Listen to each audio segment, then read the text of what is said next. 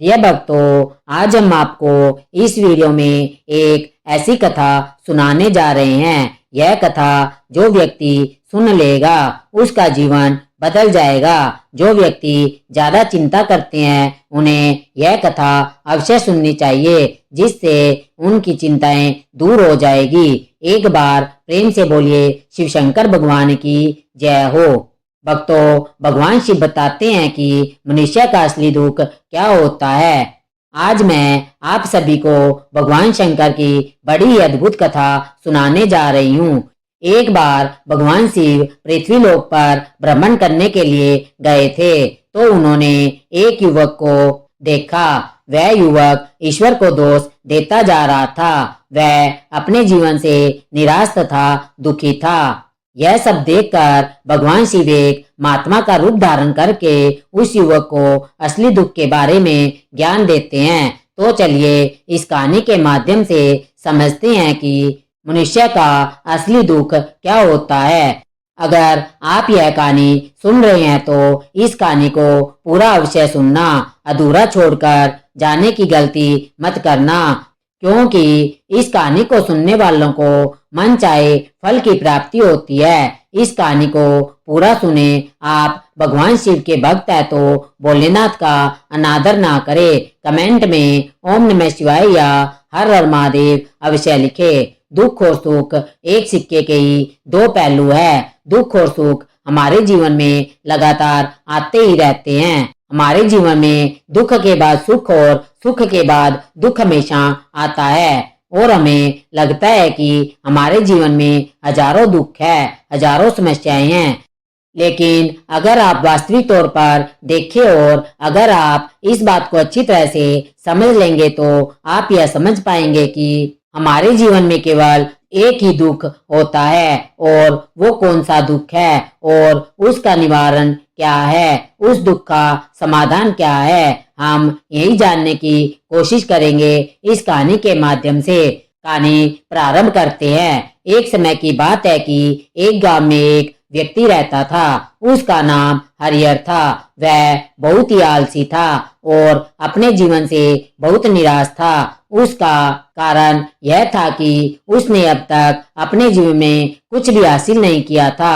वह कुछ नहीं करता था। उसके घर वाले भी इस बात से बहुत परेशान रहते थे। वह चाहते थे कि वह बाहर जाकर कुछ अच्छा काम करे, अच्छी नौकरी करे, लेकिन हरिहर उनकी एक भी बात नहीं सुनता था। उसके घर वाले दूसरों का उदाहरण देकर उसे ताने मारते थे, उसे तरह तरह की बातें कहते थे, लेकिन उसे कोई फर्क नहीं पड़ता था। जबकि उसके सारे मित्र कामयाब हो चुके थे, कोई अच्छी नौकरी कर रहे थे, कोई अच्छा व्यापार कर रहा था, जिस कारण जब भी वह लोग मिलते तो वे लोग अपनी बढ़ चढ़कर बड़ाई किया करते थे, लेकिन हरिहर कुछ करता नहीं था, जिस कारण जब भी कोई उससे पूछता कि तुम क्या कर रहे हो तो वह कुछ कहता तो था नहीं।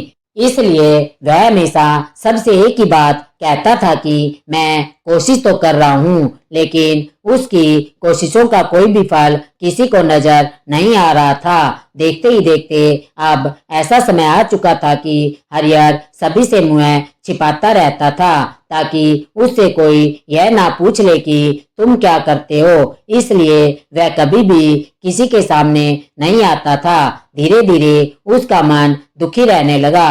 हरिहर अब बहुत ही निराश रहने लगा, मानो वह इस धरती पर बोझ बन गया हो। इसलिए वह अपने आप को बहुत अकेला महसूस करता था।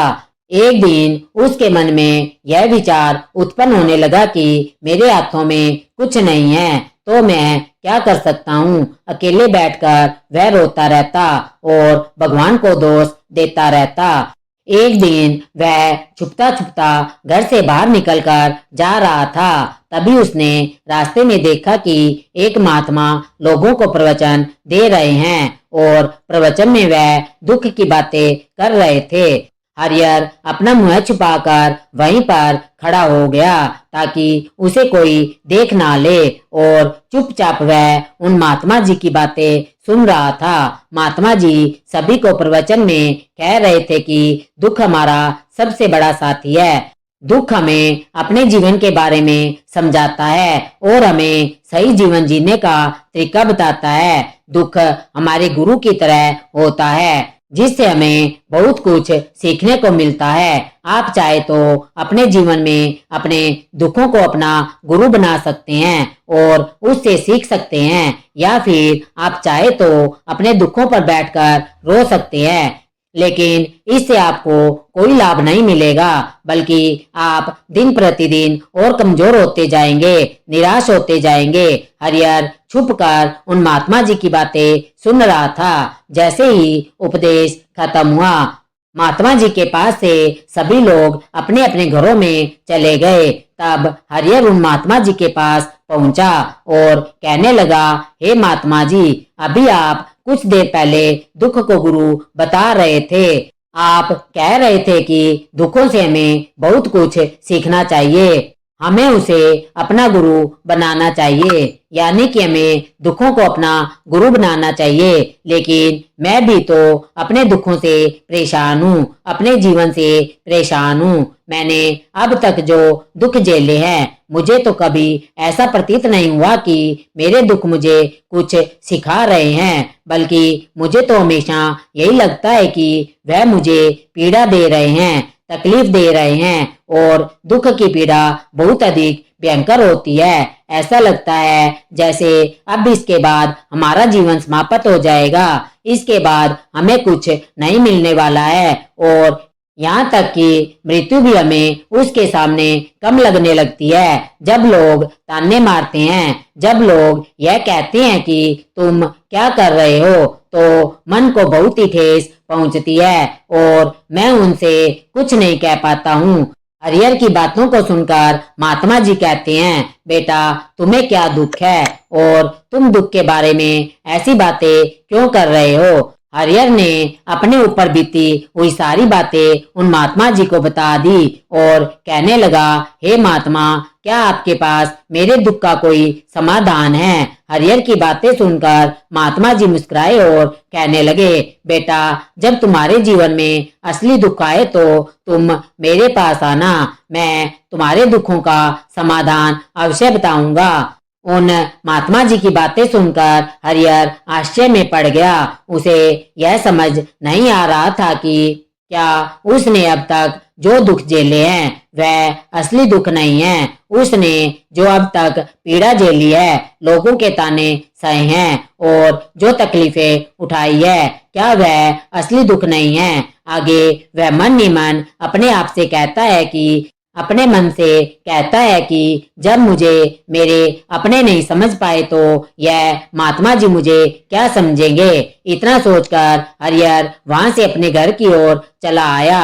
अब हरिहर लोगों के ताने सुन सुनकर बहुत थक चुका था। वह बहुत ही निराश हो चुका था, जिस कारण उसने निर्णय लिया कि वह अब कुछ करके दिखाएगा। उसने अपने पिता से थोड़े से रुपए ले लिए और उन रुपयों से उसने एक व्यापार शुरू किया। उसके पिता बहुत खुश थे कि कम से कम मेरा बेटा कुछ करने का प्रयास तो कर रहा है, लेकिन उसे व्यापार में कोई सफलता नहीं मिल रही थी, जिस कारण से वह बहुत ही हताश हो चुका था। वह बहुत निराश हो चुका था। हरिहर को यह समझ नहीं आ रहा था कि वह क्या करे, किस तरह से अपने व्यापार को आगे बढ़ाए। तभी उसके पिता ने उससे कहा, बेटा, कोई बात नहीं, इसी तरह से प्रयास करते रहो, आज नहीं तो कल सफलता अवश्य मिलेगी। हरिहर ने अपने पिता की बात मान ली। हरिहर अब अपने व्यापार में भी और कड़ी मेहनत करने लगा। धीरे धीरे उसे सफलता मिलने लगी और फिर उसने रफ्तार पकड़ ली। देखते ही देखते केवल 2 साल के अंदर वह एक बहुत बड़ा व्यापारी बन गया। अब उसके पास धन दौलत की कोई कमी नहीं थी। जो लोग हरिहर को पहले नापसंद किया करते थे, वही लोग अब उसे पसंद करते थे, उसकी चिंता करते थे, उसके कार्यों की सराहना करते थे। उसके माता पिता भी अब अपने बेटे से बहुत खुश रहते थे और उसकी सफलता से अत्यंत प्रसन्न भी रहते थे। धीरे धीरे हरिहर के मित्रों की संख्या लगातार बढ़ती जा रही थी। हरिहर के कुछ मित्रों ने उसे यह सलाह दी कि उसे अपना व्यापार और तेजी से बढ़ाना चाहिए, उसे अपने व्यापार को और फैलाना चाहिए। जब तुम आज इस नगर के सबसे बड़े व्यापारी बन चुके हो, तब तुम इतना खुश हो कि तुम्हारे साथ बहुत सारे लोग हैं। वहीं पर तुम सोचो कि जब तुम इस राज्य के सबसे बड़े व्यापारी बन जाओगे, तब तुम्हारे यहाँ पर लोगों की भीड़ लग जाएगी। लोग तुमसे मिलने के लिए समय निकालेंगे। यहाँ तक कि इस राज्य का राजा भी तुमसे मिलना चाहेगा, तुम्हारी तारीफ करेगा और यदि कभी ऐसी जरूरत आ पड़ी तो वह तुमसे धन भी उधार लेने के लिए अवश्य आएगा। हरिहर को अपने दोस्तों की यह बातें बहुत ही पसंद आई। हरिहर ने सोचा कि मेरे मित्र सही कह रहे हैं, मुझे अपने व्यापार को और अधिक बढ़ाना चाहिए और अधिक ज्यादा फैलाना चाहिए, तभी तो हर कोई मेरे बारे में जान सकेगा, हर कोई मुझे पहचान सकेगा। वह बिना देरी किए, बिना समय गवाए अपने व्यापार में और अधिक मेहनत करने लगा। लेकिन अब की बार उसके मन में धैर्य नहीं था, जिस कारण उसने कुछ अनुचित कदम उठाए ताकि उसका व्यापार जल्दी से जल्दी बड़ा हो जाए। उसने कई लोगों से अधिक मात्रा में धन उधार ले लिया, जिससे उसके ऊपर काफी कर्ज बढ़ चुका था।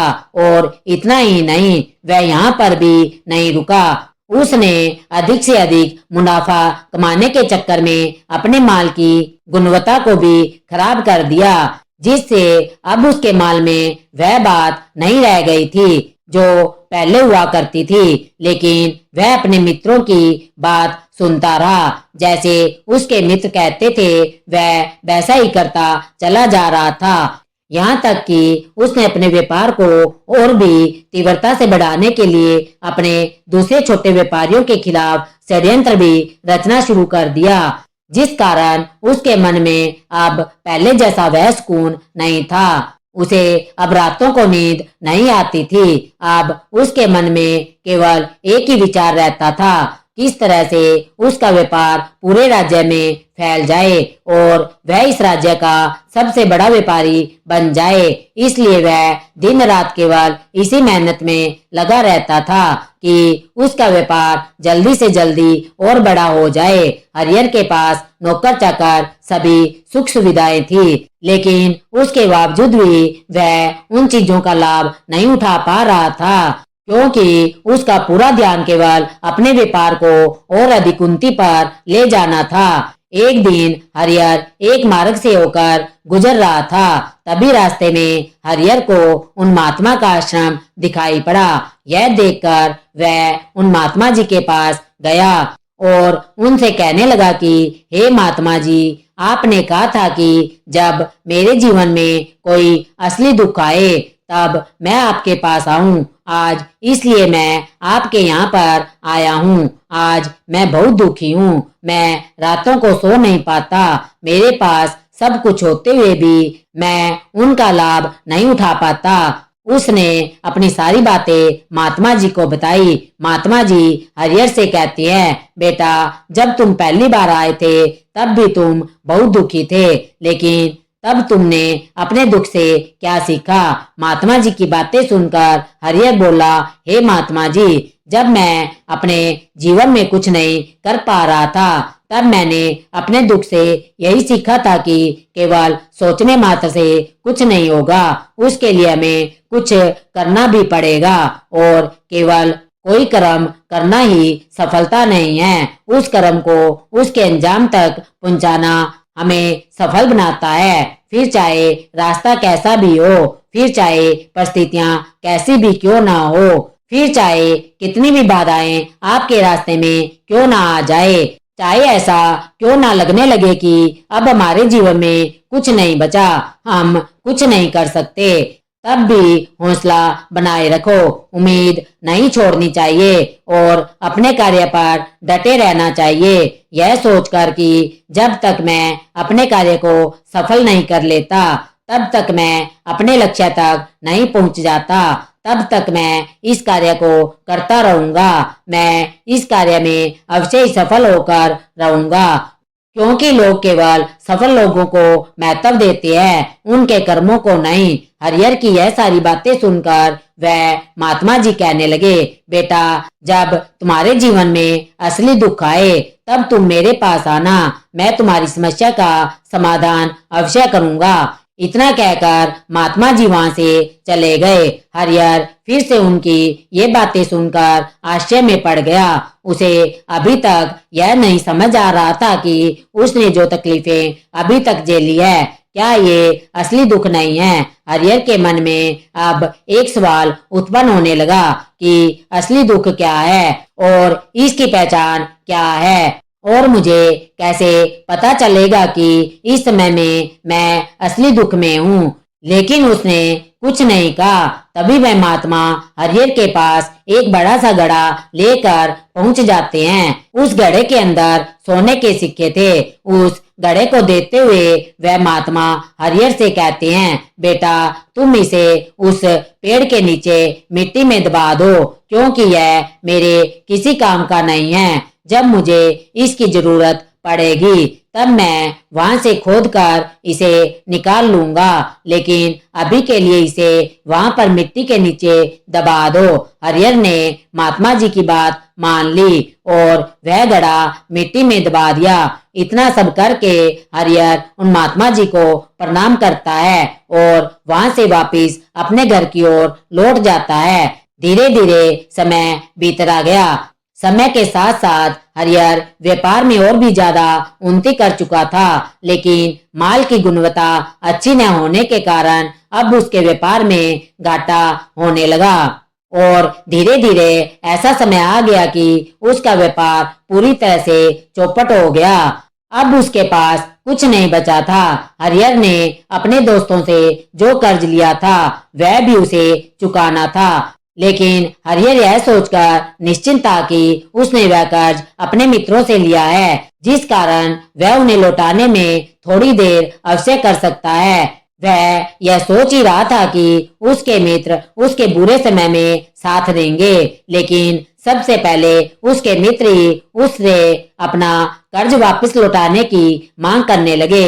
तब हरिहर को एहसास हुआ कि कोई भी अपना नहीं है। उसने अपने मित्रों से उस कर्ज के लौटाने के लिए थोड़ी सी मोहलत मांगी, लेकिन हरिहर के किसी भी मित्र ने उसे कर्ज लौटाने के लिए मोहलत नहीं दी, बल्कि वे लोग उसे जान से मारने की धमकी देने लगे। अपने मित्रों के मुंह से यह सब सुनकर हरिहर बहुत ही आश्चर्यचकित रह गया। अब वह जो कुछ सोच रहा था उसके साथ सब कुछ उल्टा हो रहा था। व्यापार के चलते उसके बहुत मित्र और शुभचिंतक बने हुए थे, पर वह सब उससे दूर जाने लगे। हर कोई उससे पीछा छुड़ाना चाहता था, कोई भी उसका साथ नहीं देना चाहता था। धीरे धीरे उसकी सारी संपत्ति नीलाम हो गई। अब उसके पास कुछ नहीं बचा था। वह सड़क पर आ चुका था। एक दिन हरिहर ने अपने पिताजी से कहा, पिताजी, मेरी मदद कीजिए, मेरे ऊपर बहुत कर्ज है, मुझे उसे लौटाना है, कृपया करके मुझे थोड़ा सा धन दे दीजिए। इस पर हरिहर के पिता ने हरिहर से कहा, बेटा, मेरे पास यही एक छोटा सा घर है, अगर यह अभी मैं तुम्हें दे दूंगा तो मैं और तुम्हारी माँ कहाँ रहेंगे, हमें भी दर दर की ठोकरें खानी पड़ेगी। ले देकर अब हमारे पास केवल यही संपत्ति बची है, इसलिए मैं तुमसे क्षमा मांगता हूँ। अपने माता पिता के मुख से यह सुनकर हरिहर चुपचाप वहां से चला गया और मन ही मन वह सोच रहा था कि मेरे पास अब कुछ नहीं बचा है, मेरे पास जो कुछ था वह सब कुछ तो लूट चुका है, मेरा सब कुछ अब बर्बाद हो चुका है, भला अब मैं जी कर भी क्या करूंगा। अब मेरे पास केवल एक ही रास्ता है जिससे मैं पहले कर्जदारों से अपना पीछा छुड़ा सकता हूँ। यह सोचता हुआ वह एक ऊंची पहाड़ी की ओर पहुंचा। वह पहाड़ी पर चढ़ने ही वाला था कि तभी उसे याद आया कि उस महात्मा जी ने कहा था कि जब तुम पर असली दुख आए तभी तुम मेरे पास आना, मैं तुम्हारी समस्या का समाधान अवश्य करूंगा।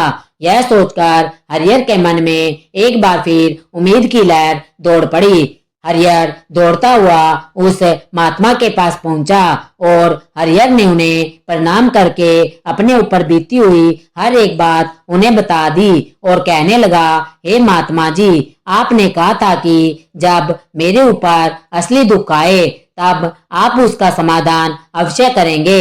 तभी वह महात्मा जी हरिहर की इस बात को सुनकर मुस्कुराने लगे और कहते हैं, बेटा, कहाँ है असली दुख? जब तुम्हारे जीवन में असली दुख आएगा तो मैं उसका समाधान अवश्य करूंगा। उस महात्मा जी के मुख से यह बात सुनकर हरिहर के सब्र का बांध टूट गया और हरिहर ने उन महात्मा जी से कहा कि क्या मैंने आज तक जो भी दुख झेला है, जो भी तकलीफें झेली है, क्या यह दुख नहीं है? क्या इसे दुख नहीं कहते हैं? तभी वह महात्मा हरिहर से कहते हैं, बेटा, पहले तुम मुझे यह बताओ कि तुमने अपने दुख से क्या सीखा है। इसका जवाब देते हुए हरिहर उन महात्मा से कहता है, हे महात्मा, मैंने तो यही सीखा है कि जो लोग तुम्हारी तरक्की में तुम्हारा पीछा करते हैं वो लोग अवश्य ही तुम्हें धोखा देते हैं, क्योंकि ऐसे लोग बुरे समय पर तुम्हारा साथ नहीं देने वाले हैं बल्कि तुम्हारा फायदा उठाने का ही प्रयास करेंगे। इसलिए ऐसे लोगों पर भरोसा ना करें, बल्कि जो लोग तुम्हारी असफलता के समय पर, तुम्हारे बुरे समय पर तुम्हारे साथ खड़े हैं वही तुम्हारे असली मित्र है और वही तुम्हारे साथ रहते हैं। और ऐसे लोग तुम्हें बहुत कम मिलते हैं। जिन्हें भी ऐसे लोग मिलते हैं उन्हें हमेशा उनकी कद्र करनी चाहिए। जब तुम कोई कार्य कर रहे हो तो उसे पूरी ईमानदारी के साथ करो, धैर्य रखो, लालच ना करो, क्योंकि ऐसा करने से तुम्हारे साथ ही बुरा होगा और तुम्हें हमेशा नुकसान झेलना पड़ेगा। हरिहर की यह सारी बातें सुनकर महात्मा जी उसे उस घड़े के पास ले गए जहाँ उस घड़े को उन्होंने मिट्टी में दबवाया था। वह घड़ा हरिहर के हाथों में थमाते हुए कहा, महात्मा जी ने हरिहर से कहा, ये लो, अभी इसमें तुम अपना काम चलाओ और जब तुम्हारे जीवन में असली दुख आए तब तुम मेरे पास आना, मैं उसका समाधान अवश्य करूंगा। हरिहर महात्मा जी की बात सुनकर बड़ी अचरज में पड़ गया। उसे यह समझ नहीं आ रहा था कि आखिर यह असली दुख क्या है, लेकिन उसने अपने हाथों में पकड़े उस घड़े को देखा जिसके अंदर सोने के सिक्के थे। यह देखकर उसे मन ही मन यह लगा कि चलो अब तो थोड़ी सी राहत अवश्य ही हो जाएगी, मैं अपने मित्रों का वह कर्ज लौटा सकूंगा और एक नया व्यापार भी फिर से आरंभ कर सकूंगा। यही सोचते हुए हरिहर ने उन महात्मा जी को प्रणाम किया, उसका धन्यवाद किया और वहां से चल पड़ा। हरिहर ने उन सोने के सिक्के से सभी का कर्ज लौटा दिया और अपने लिए एक बार फिर से नया व्यापार शुरू कर दिया। व्यापार छोटा था लेकिन अब की बार हरिहर बहुत खुश था। उसने अपने व्यापार पर काम किया और देखते ही देखते एक बार फिर से वह एक व्यापारी बन गया। लेकिन अब की बार वह बहुत खुश था क्योंकि इस बार उसने कोई लालच नहीं किया था, ना ही किसी के लिए कोई षड्यंत्र रचा था, बल्कि उसने पूरी ईमानदारी और मेहनत के साथ अपने व्यापार पर काम किया। लेकिन जैसे जैसे आप धनी होते जाते हैं, जैसे जैसे आप अमीर बनते जाते हैं, आपके मन में एक डर और उत्पन्न होने लगता है और वह डर है आपकी दौलत को ना खो जाने का, जिस कारण आप लोग दान पुण्य करना शुरू कर देते हैं, लोगों की मदद करते हैं ताकि आपके जीवन में कभी कोई दुख ना रहे। लेकिन यह जीवन सुख और दुख का संगम है, जिस कारण से हर किसी को दुख और सुख से होकर गुजरना ही पड़ता है। इसी वजह से एक बार फिर से हरिहर के जीवन में एक और दुख का आगमन हुआ। अब की बार उसके माता पिता दोनों की मृत्यु हो गई। हरिहर अपने माता पिता से बहुत प्रेम करता था, इसलिए उसके मन को बहुत गहरा दुख पहुंचा और उसके मन में हजारों सवाल उत्पन्न होने लगे। उसने सोचा कि जिस संपत्ति के लिए वह हमेशा लड़ता झगड़ता रहता था, आज उसकी देखभाल के लिए कोई नहीं था। उसके माता पिता ने जो भी मेहनत की, जो भी अपने जीवन में इकट्ठा किया, सब यहीं रह गया। लेकिन अब सब कुछ खत्म हो चुका था। हरियर का मन अब बहुत बेचैन हो रहा था। उसके मन में हजारों सवाल उत्पन्न हो रहे थे और वह अपने आप को बहुत ही अकेला महसूस कर रहा था। उसे बहुत खाली समय महसूस हो रहा था। उसने इधर उधर देखा, लेकिन उसे कुछ समझ नहीं आया। तभी उसे उस महात्मा की बात याद आई। वह तुरंत ही भागा भागा उस महात्मा के पास पहुंचा। उसे देखते ही महात्मा ने हरिहर से पूछा, क्या बात है बेटा, क्या फिर से कोई दुख आ पड़ा है क्या? तब हरिहर ने कहा, नहीं गुरुदेव, अब तो सब ठीक है, लेकिन आज मेरे माता पिता की मृत्यु हो गई है और मैं अकेला महसूस कर रहा हूँ। मैं बहुत दुखी महसूस कर रहा हूँ। महात्मा जी हरिहर से कहते हैं, बेटा, इसमें दुखी होने वाली क्या बात है? यह तो जीवन है। यहाँ पर कोई भी रहने नहीं आया है और ना कोई रहेगा। हम सब एक ना एक दिन मृत्यु को प्राप्त हो ही जाएंगे और मृत्यु कब आएगी यह किसी को नहीं पता है। हो सकता है कि तुम्हारी मृत्यु कल ही हो जाए। मैं तो अभी जवान हूँ और मुझे तो अभी अपनी पूरी उम्र जीनी है। मैं तो कुछ करना चाहता हूँ और आप कह रहे हैं कि मैं कभी भी मृत्यु को प्राप्त हो सकता हूँ। मृत्यु कभी किसी की उम्र देखकर नहीं आती है और ना ही किसी को बता कर आती है। सारी बातें सुनकर हरिहर और भी ज्यादा बेचैन हो गया और वह चुपचाप वहां से चला गया। उसके मन का वह खालीपन अभी वैसा ही था। हरिहर अपने आप को बहुत अकेला महसूस कर रहा था।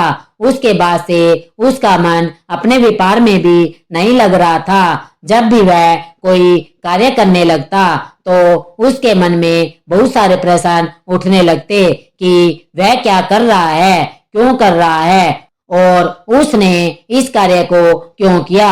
उसके मन में अब एक और प्रश्न उत्पन्न होने लगा कि क्या हम यहाँ केवल इसलिए आते हैं कि इस जीवन को भोगें और एक दिन मृत्यु को प्राप्त हो जाए? जीवन का असली मतलब क्या है? उसने कई विद्वानों से पूछा, अपनी तरफ से जो मुमकिन हो सकता था खोजबीन की, लेकिन उसे कोई संतोषपूर्ण जवाब नहीं मिल पा रहा था। और जब उसे कोई जवाब नहीं मिला तो उसका दुख और भी बढ़ गया, जिस कारण उसके मन की बेचैनी और भी बढ़ चुकी थी और उसे यह समझ नहीं आ रहा था कि वह क्या करे, कहाँ जाए, किससे पूछे। तभी उसे फिर से उस महात्मा की बात याद आई। हरिहर फिर से उस महात्मा के पास पहुंचा। उसने अपने मन की सारी बातें उस महात्मा जी को बताई। महात्मा जी हरिहर से कहते हैं, बेटा, आज पहली बार तुम्हारे जीवन में असली दुख उत्पन्न हुआ है, जिसे हम दुख कह रहे हैं, जो दुख कहलाने लायक है कि हमें पता ही नहीं कि हम क्या कर रहे हैं, कहाँ जा रहे हैं, क्यों जा रहे हैं, वह कौन है, क्या है, क्यों है, हम क्या करना चाहते हैं। तभी हरिहर उस महात्मा जी से कहता है, हे महात्मा जी, आप मेरे इस दुख का निवारण कीजिए। महात्मा जी हरिहर से कहते हैं, हम सब के अंदर क्रोध, लालच, लोभ जैसी कई वासनाएं घर कर कर बैठी होती है, जिस कारण हम अपने जीवन को टुकड़ों में जीते हैं और हमारी चेतना कभी एक नहीं हो पाती। हम कभी एक जगह सोच नहीं पाते, समझ नहीं पाते और हमारी ऊर्जा शक्ति भी पूरी तरह छिन्न भिन्न हो जाती है। और आजकल के इस दौर में हमारे पास तो इतना समय भी नहीं है कि हम एक पल निकाल करके एक पल के लिए मुड़कर अपने आप को देख सके, अपने आप को समझ सके कि वास्तविकता में हर कोई यहाँ पर अपने जीवन भर केवल दुख दुख कहकर चिल्लाता रहता है। उसका समाधान निकालने का हर मुमकिन प्रयास करता है, लेकिन जिसे हम दुख समझते हैं वह तो दुख है ही नहीं, तो इसका समाधान आपको कहाँ से मिलेगा। यह तो परिस्थितियां हैं जिसके कारण हम अपने आप को दुखी समझते हैं, अपने आप को तकलीफ में समझते हैं। जैसे ही हम एक परिस्थिति से निकलते हैं, हम किसी दूसरी परिस्थिति में फंस कर रह जाते हैं। जिस प्रकार हम पहली समस्या का सामना करते हैं, उसी प्रकार हम दूसरी समस्या का सामना भी करते रह जाते हैं। और जब हम इन परिस्थितियों से हार मान लेते हैं, जब हमें लगता है कि अब हमारे सामने कोई रास्ता नहीं बचा, तब हमारे सामने हमें केवल एक ही रास्ता नजर आता है और वह है मृत्यु। लेकिन यह कोई समाधान नहीं है, यह कोई रास्ता नहीं है। इसलिए यदि आप सचमुच अपनी समस्याओं का समाधान चाहते हैं तो अपने आप को इकट्ठा करने सीखें, अपनी ऊर्जा को इकट्ठा कीजिए और अपने ऊपर ध्यान लगाकर मृत्यु से पहले अपने को पहचानो, अपने आप को जानो, अपने आप को बिखरने मत दो। तभी हरिहर उस महात्मा जी से कहता है कि हे गुरुदेव, क्या फिर हमें इस जीवन को नहीं जीना चाहिए? क्या हमें अपनी इच्छाओं को पूरा नहीं करना चाहिए? महात्मा जी हरिहर से कहते हैं, बेटा, हमें किसी से भी लगाव नहीं रखना चाहिए, हमें अपनी इच्छाओं को मार देना चाहिए, हमें ज्यादा संपत्ति इकट्ठी नहीं करनी चाहिए, क्योंकि हम मनुष्य की इच्छाएं, कामनाएं ऐसी होती है जैसे मानो कि एक पर्वत से गिरता हुआ झरना, जिस पर किसी का नियंत्रण नहीं है सिवाय देखते रहने के और परेशान होने के। लेकिन जब तुम अपने ऊपर ध्यान देने लगोगे, तब तुम अपने आप को पहचान लोगे, समझ लोगे, तब तुम इस पर नियंत्रण पा सकते हो। जब तुम अपने ऊपर ध्यान देने लगते हो, तब तुम अपने आप को पहचान जाते हो, समझ जाते हो, तब तुम इस पर नियंत्रण पा सकते हो। तब इच्छाएं भी तुम्हारे वश में नहीं होती और यदि तुम चाहो तो इन इच्छाओं की पूर्ति अवश्य कर सकते हो। महात्मा जी की यह सभी बातें सुनकर हरिहर ने महात्मा जी से कहा, हे गुरुदेव, आपका बहुत बहुत धन्यवाद। आपने मेरी सबसे बड़ी समस्या का समाधान आज कर दिया है। मैं आज से अपने आप को एकाग्रचित करूंगा। गुरुदेव, मानव शरीर में बहुत ऊर्जा है, बहुत शक्ति है, पर वह बेकार के कामों में लग जाती है, जिस कारण हमारा जीवन भी बेकार चीजों में लगा रहता है। लेकिन हम कभी भी इस पर अपना ध्यान नहीं लगा पाते हैं, हम कभी भी अपनी ऊर्जा को केंद्रित नहीं करते हैं। हमारा जीवन भी कुछ ऐसा ही है। हम अपने जीवन में हमेशा ऊपर वाले से सवाल करते रहते हैं कि हमारे जीवन में इतना दुख क्यों है, हम सभी के जीवन में इतना दुख क्यों है। हम सभी के मन में यह सवाल तो अवश्य ही उठता है और इसका जवाब है, वह ईश्वर यह चाहता है कि हम अपने जीवन के अंतिम दुख तक पहुंच सके, उस गहराई तक पहुंच सके जहां पर हमें यह पता चल सके कि हमने अभी तक अपने आप को नहीं सीखा, हमने अभी तक अपने आप को नहीं जाना, अपने आप को नहीं पहचाना। मानव जीवन के अंदर जो ऊर्जा है, जो शक्ति है, उसके बारे में हम अभी तक नहीं जानते हैं। हम अपने आप को चाहे तो एकत्रित कर सकते हैं, अपने आप में नियंत्रण पा सकते हैं, लेकिन हम अपनी इस ऊर्जा को व्यर्थ की चीजों में लगा देते हैं, जिस कारण हम अपने आप को कभी नहीं पहचान पाते और ना ही कभी अपने आप पर नियंत्रण पा सकते हैं। लेकिन यदि आप अपने आप को जानना चाहते हैं, अपने आप को पहचानना चाहते हैं, तो पहले आपको खुद को एकत्रित करना होगा, अर्थात ध्यान लगाना होगा।